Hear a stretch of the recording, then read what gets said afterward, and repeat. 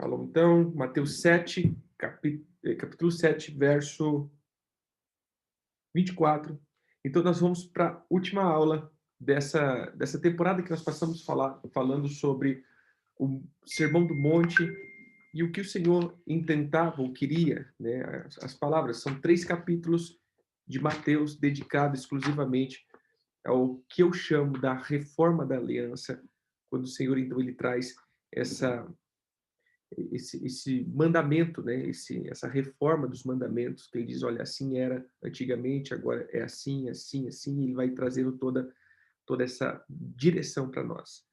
Então, nós estamos aí nos últimos capítulos, do verso Mateus 7, do 24 ao 27, que diz assim: todo aquele, pois, que ouve essas minhas palavras e as pratica, será comparado a um homem prudente, que edificou a sua casa sobre a rocha. E caiu a chuva, transbordaram os rios, sopraram os ventos, e deram com ímpeto contra aquela casa, que não caiu, porque foi edificado sobre a rocha. E todo aquele que ouve essa minha palavra e não as pratica será comparado a um homem insensato, que edificou sua casa sobre areia, e caiu a chuva, transbordaram os rios, sopraram os ventos, e deram com ímpeto contra aquela casa, e ela desabou, sendo grande a sua ruína. O mesmo verso na Bíblia Mensagem, que nós vemos essa comparação todos esses dias. A palavra que digo não são meras adendos ou seu estilo de vida, como não são são meros adendo ao seu estilo de vida, como a reforma de uma casa que resulta em melhora de padrão. Elas são os próprios alicerces, a base de sua vida. Se vocês puserem essas palavras em prática, serão como pedreiros competentes que construíram sua casa sobre a solidez da rocha. A chuva caiu, o rio avança, o vento sopra forte, mas nada derruba aquela construção.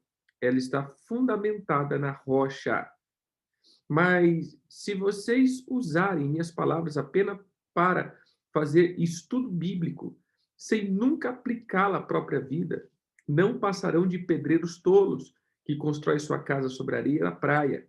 Quando for atingida pela tempestade e pelas ondas, ela irá desmoronar como um castelo de areia. E aí, ontem, né, nós trouxemos essa questão do finalzinho, que ele diz assim: quando Jesus concluiu seu discurso, a multidão o aplaudiu. Eles nunca tinham ouvido um ensino assim. Era óbvio que ele vivia o que pregava, em contraste com os líderes religiosos do povo. Foi a melhor aula que eles já tinham ouvido. Veja que Jesus ele termina falando dos 2 fundamentos. E os 2 fundamentos tudo isso que eu falei, se você colocar em prática, é óbvio que a tua vida vai estar diante do Senhor e vai ser uma vida sólida. Porém, queridos, isso nunca te livrará dos ventos, das ondas e das tempestades. Esse é o contexto que o Senhor está dizendo. Sabe, muitas vezes nós queremos colocar algumas coisas em prática na nossa vida pensando que isso nos livrará da adversidade. Não, nós vamos ter adversidade, mas o que ele está prometendo é que esses fundamentos sólidos nas adversidades nós sempre permaneceremos em pé. E essa é o fundamento. Coloque tudo em prática.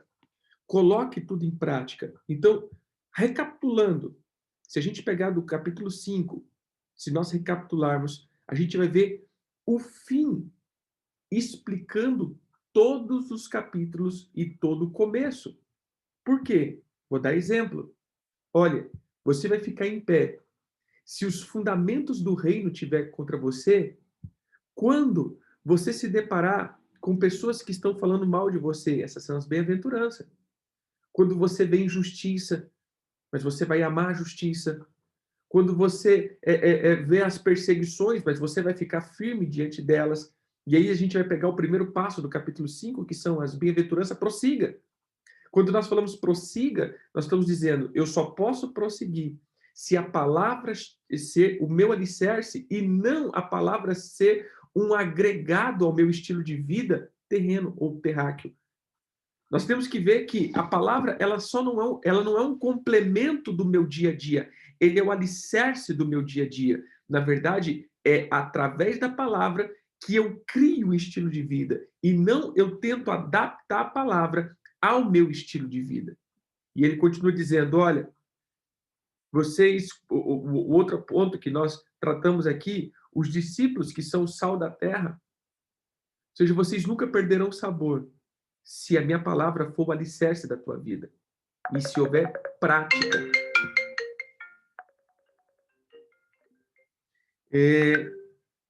Um próximo, os discípulos e a luz do mundo. Você vai ver que os discípulos é a luz do mundo.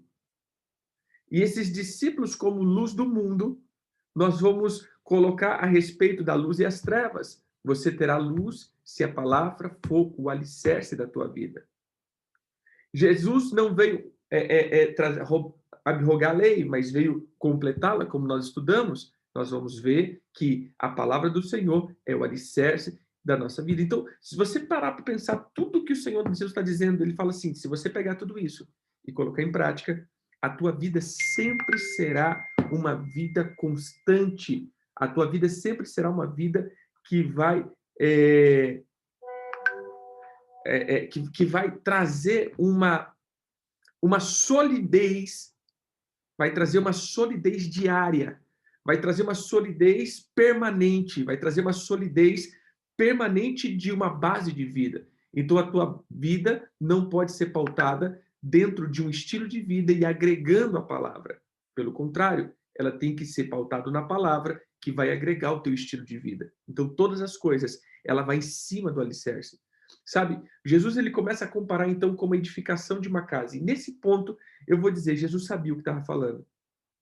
Você vai ver que Jesus, ele até os seus 30 anos, ele seguiu um ofício de carpintaria. E carpintaria aqui não é consertar pé de banco, carpintaria aqui não é reforma de móveis. Carpintaria aqui, pelo que eu entendo, ele é como ele era um mestre de obra. Ele era um construtor de casas. E aí ele sabe muito bem o que ele estava falando, quando ele estava falando do edifício de uma casa, e quando ele disse, eu estou indo lá na casa do meu pai preparar casa para vocês. Ele era um carpinteiro, realmente ele foi preparar casa para nós.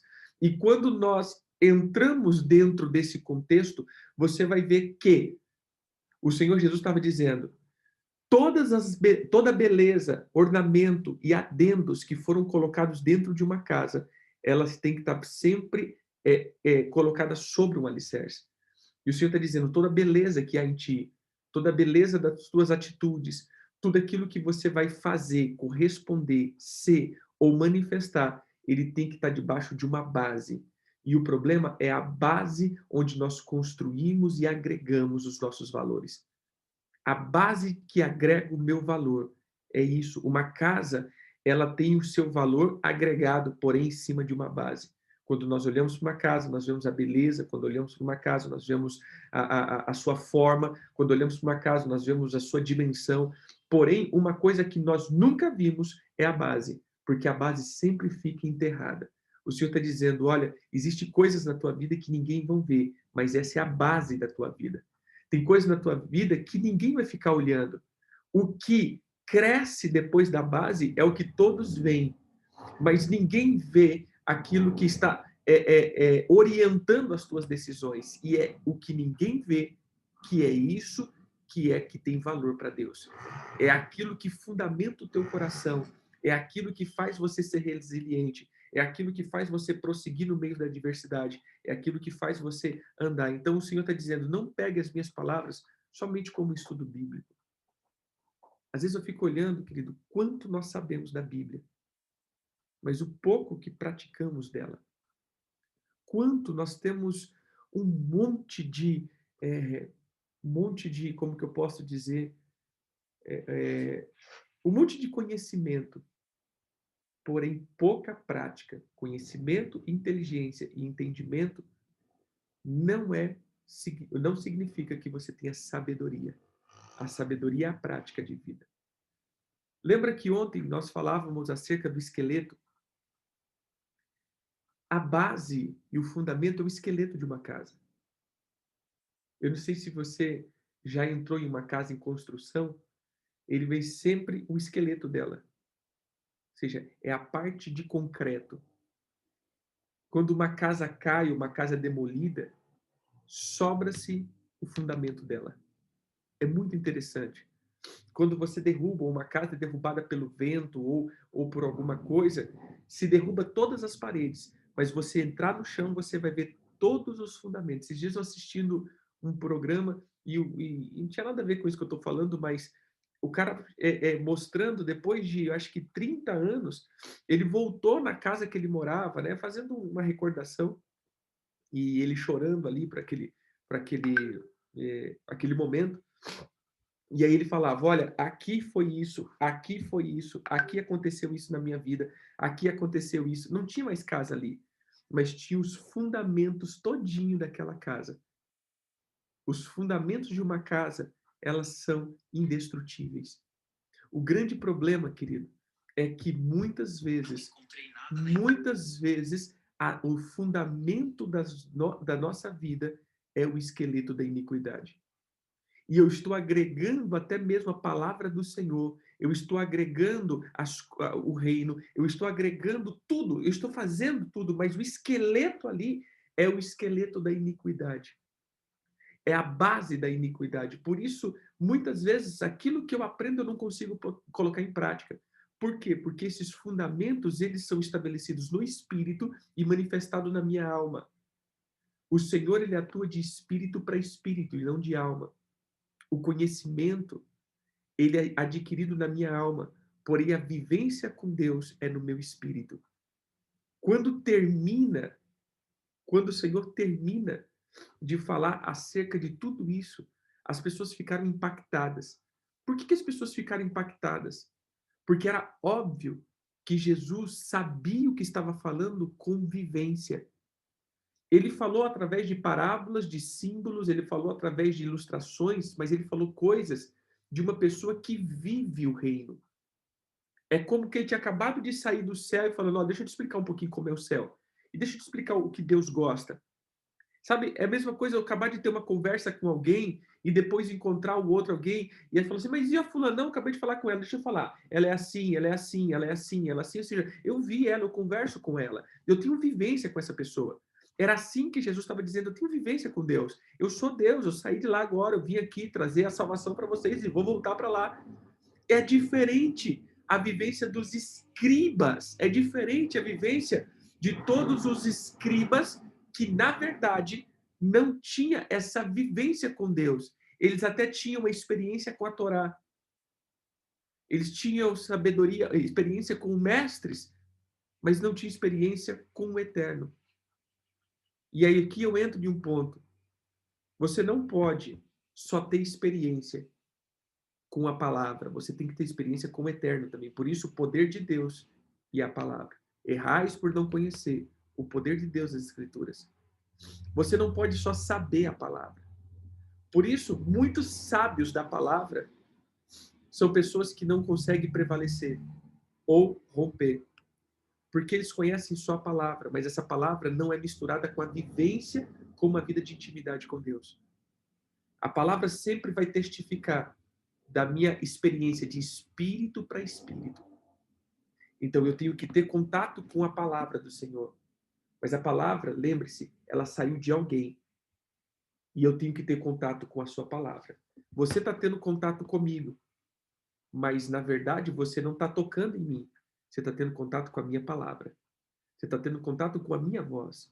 Na verdade, quem está te alcançando é a minha voz e não eu. E assim é a palavra. Mas você está vendo da onde está saindo. E você não está tendo só contato com a minha voz, mas você está tendo contato também com o meu coração. Por quê? Porque vocês conhecem a prática de vida. Então, a palavra misturada com o coração, era isso que João fazia, traz essa manifestação dessa vivência. É isso que nós precisamos. Entenda e conheça o coração de Deus, que você vai ter esse contato com a palavra de Deus. Lembre-se que no jardim do Éden, quem caminhava no jardim? A voz de Deus. E ouvindo Adão, a voz de Deus que caminhava pelo jardim. Então nós vamos ver que essa palavra, ela é a expressão ou a extensão de quem a trouxe. Você não pode só conhecer a palavra, você tem que conhecer o coração de quem está lançando essa palavra. Então, irmãos, que essa palavra não seja só um estudo que vocês passaram 3 semanas aqui. Volte olhando e colocando como um alicerce, e trocando às vezes alicerce. O alicerce do amor que nós temos. Como assim, apóstolo? Sim, o alicerce do amor próprio para o alicerce do amor ágape, que é o amor que é resiliente. O alicerce do que é perdão e do que é valorização pessoal para o alicerce do perdão diante desse amor. E eu não tenho valor próprio, por isso eu consigo andar mais um pouco. O alicerce da revelação, ou seja, o alicerce de quem é você ou daquilo que você tem para fazer, ou seja, todos os alicerces da tua vida têm que ser preparados. Jesus construiu nesses 3 capítulos o alicerce de uma vida com Ele. Se você não tiver isso, provavelmente a tua casa não vai prosseguir diante das adversidades. Hein? 2 coisas Jesus coloca: o prosseguir na adversidade e as atmosferas que nós estamos vivendo. Essas foram as 2 últimas palavras de Jesus para findar o Sermão do Monte. Atmosfera profética, ou seja, quem é o profeta? Qual é a voz? Qual é a atmosfera? Porque é nessa atmosfera que você cria uma casa. Já parou para pensar que toda casa é criada dentro de uma atmosfera? Atmosfera de sonho. Ou seja, antes de eu construir uma casa, tem uma história por detrás disso. Antes de eu construir uma casa, tem um sonho por detrás disso. Antes de construir uma casa, tem um planejamento, tem uma vida. A casa é um reflexo de uma vida inteira. Né? Quem construiu casa e quem almeja construir uma casa, essa casa é pautada em cima de sonhos, essa casa é pautada em cima de oração. Para a vida de um cristão, é pautada em cima de um desejo, é pautada em cima de entendimento. Você vai sonhando, então aquela atmosfera faz expectativa, faz com que você lance os fundamentos de uma casa. E é tão interessante que a gente começa a mostrar, né? Eu lembro quando a gente começou a construir a primeira casa, é muito interessante. Você cava um buraco e você faz o buraco e fala, nossa, que lindo, né? Aqui vai ser isso, aqui vai ser isso, aqui vai ser isso, aqui vai ser. Eu também só tá buraco, né? Buraco e cheio de lama. E aí você tá ali, nossa, que legal, aqui, olha, aqui a gente vai fazer uma parede assim, aquela coisa assim, já tá tudo aqui, é uma expectativa que você tá lançando e esse vai criar um fundamento, e esse fundamento vai virar uma casa. E quando você vê o fundamento tudo estabelecido, você já consegue ver a casa pelo fundamento. Por isso, meu irmão, Jesus consegue conhecer você pelo fundamento que você alicerçou a tua vida. Quando a Bíblia diz que ele coloca e ele sabe o nosso intento do coração, sim, ele sabe tudo. Mas eu não vou colocar nem só Jesus. Todos nós saberemos aonde você vai só pelo fundamento que você tem.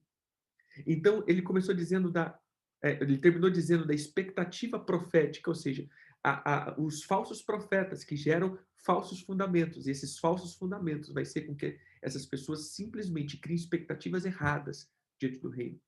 Então a gente vai ver a expectativa como falamos, né? A expectativa da grandeza, a expectativa disso. Nós falamos dessas mensagens de autoajuda que nós estamos vivendo, ou seja, são expectativas que estamos lançando para o povo, e isso nos torna um falso profeta, porque nós estamos lançando expectativas, e essas expectativas vai fazer com que eles lancem um alicerce, e esse alicerce vai construir ou fazer uma construção, porém, esses alicerces são errados, são fracos. É motivado no eu, é motivado no agora, é motivado no imediatismo, é motivado na supervalorização do ego.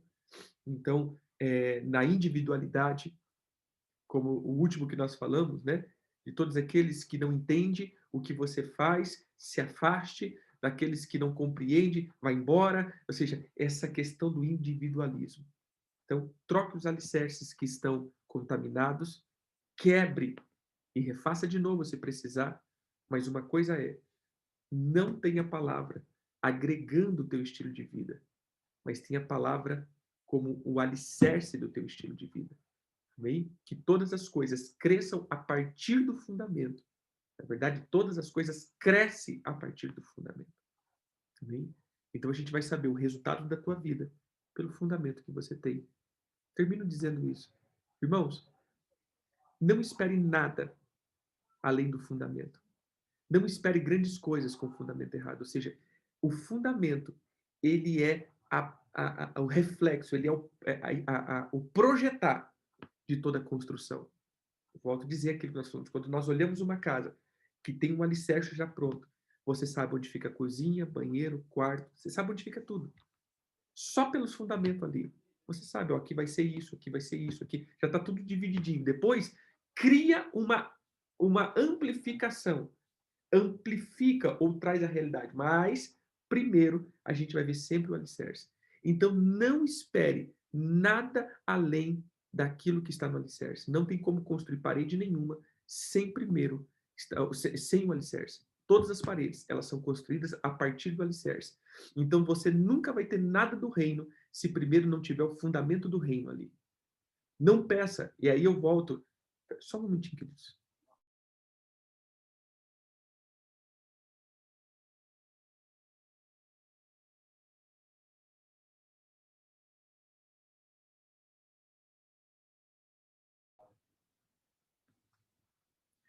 Lembra que nós naquela passagem que nós falamos, peça, peça a Deus, bata, procure.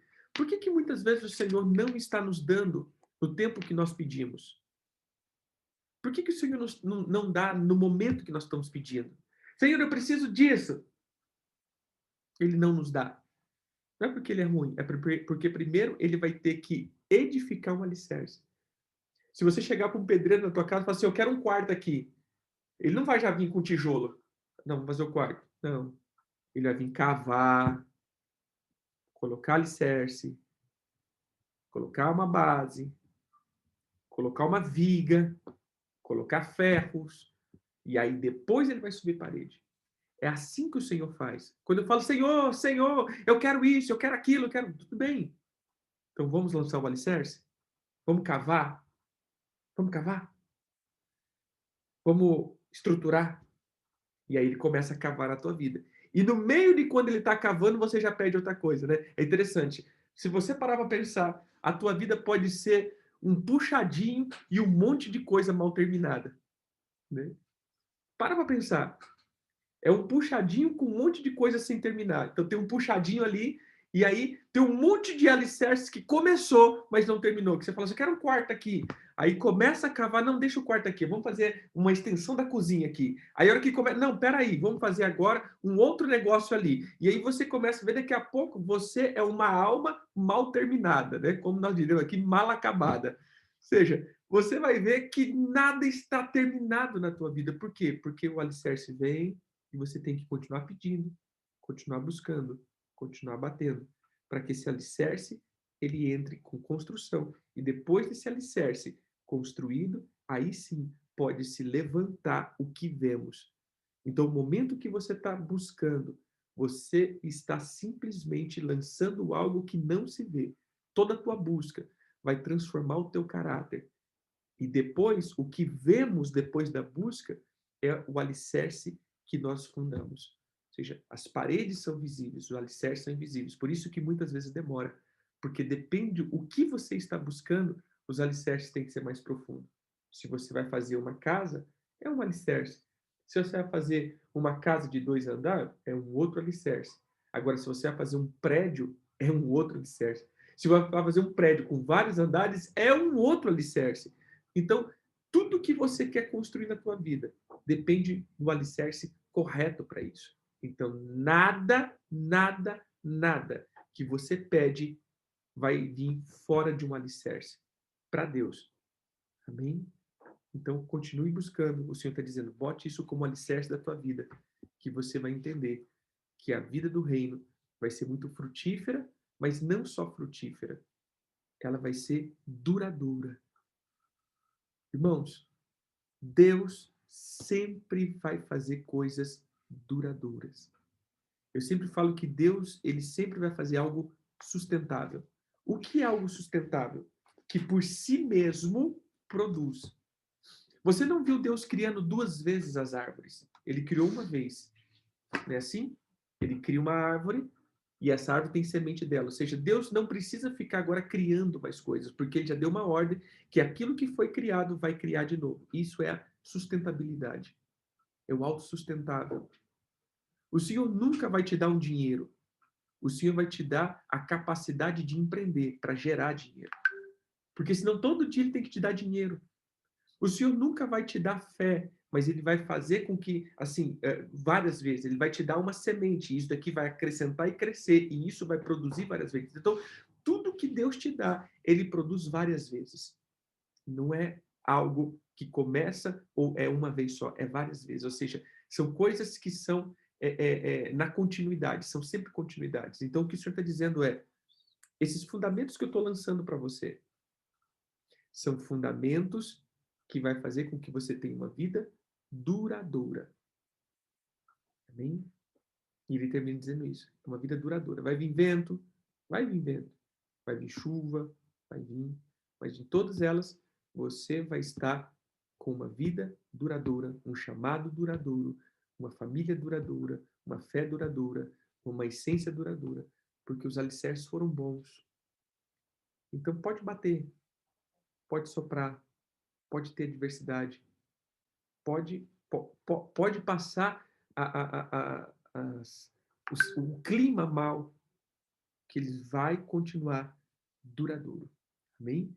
Então, o Senhor sempre constrói coisas que duram. Esse é o esqueleto. Lembra? O esqueleto dura por toda a vida. A carne não, mas o esqueleto sim. Uma casa pode, você vai ver as ruínas, não sei das quantas. Não tem mais todas as paredes, mas o alicerce tem. Está tudo ali.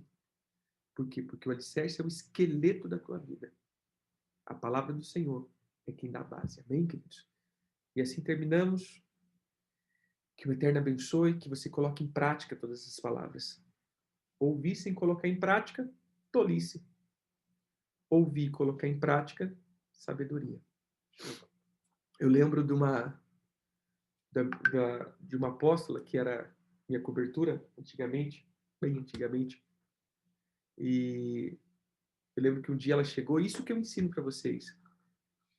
Aqueles que já me viram falar sobre dízimos, né, sobre a área financeira, ela chegou para mim e falou assim: olha, eu vou te ensinar uma coisa. Biblicamente, é assim que se faz. É Bíblia. Eu nunca tive coragem de colocar em prática, mas é Bíblia. Falei, mas como assim, apóstolo? Sim, é assim que a Bíblia fala, mas eu não tive coragem. Falei, mas é? Aí eu fui estudar. Falei, apóstolo, realmente é de Deus esse negócio. Então, se é Bíblia, eu coloco em prática.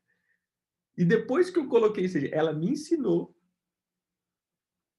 eu coloquei em prática, vi os resultados, aí eu ensinava toda a equipe dela. Ou seja, por quê? Porque eu coloquei em prática. Peraí, tá na Bíblia? Não é para mim, é Bíblia, querido? É Bíblia? Então não. Então não é só uma teoria, não é só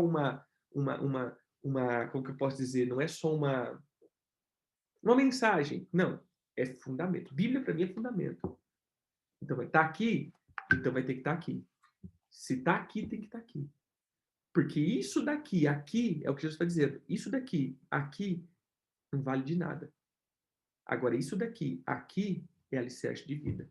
Aí, meu irmão, vai dar certo. E aí eu lembro que todas as vezes que tinha seminário de finança, ou ia falar de finança, não, o apóstolo Éder, chama lá que ele vai te ensinar. Por quê? Mas eu só coloquei em prática aquilo que ela me ensinou. Eu coloquei em prática. Eu fui estudar, vi que realmente era Bíblia, que não era não só uma visão, era Bíblia. Peguei todos os fundamentos, lancei, mudei a minha vida, porque eu não só ensinei as pessoas, eu mudei a minha vida, mudei a minha prática, mudei o meu modo de prosseguir, então eu mudei o fundamento da minha vida, que eu tinha um outro fundamento, coloquei esse fundamento, e aí, então, está crescendo, meu edifício financeiro está crescendo em cima desse fundamento. E depois, eu passei a ensinar as pessoas. E aí eu vejo como é o resultado depois. Mas por quê? Porque eu tive um fundamento. Então, querido, não tenha isso só como uma palavra. Olha que legal, é muito bom, que bonito. Não tenha isso como um fundamento. Amém? Deus te abençoe. Pai, eu te agradeço e abençoo os teus filhos dizendo que cada palavra dessa entre como uma mudança de fundamento, estrutura e genética. Que o Senhor abençoe os teus filhos abundantemente, em nome de Jesus. Amém. Amém, queridos? Deus abençoe. Fiquem com Deus e até semana que vem.